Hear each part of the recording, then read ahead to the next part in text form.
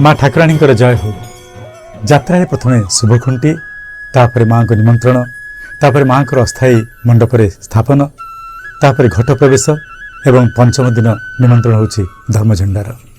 ये पांच पाद हेला परे यात्रा हो जाए सरगरम। माँ को यात्रा पई ब्रह्मपुर समस्त वर्गर एवं विभिन्न साहिर लोकों को दायित्व रही था। धर्मझंडा आसे कमलाबारी साहिर। माँ को अस्थायी मंडपरे पूजा कले अनेक पुण्य मिले।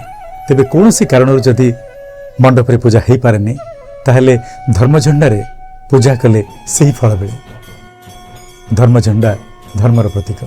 Dear friends, if you know something about the rituals and worship of the Thakurani Jatra, share with us to win fabulous and beautiful prizes.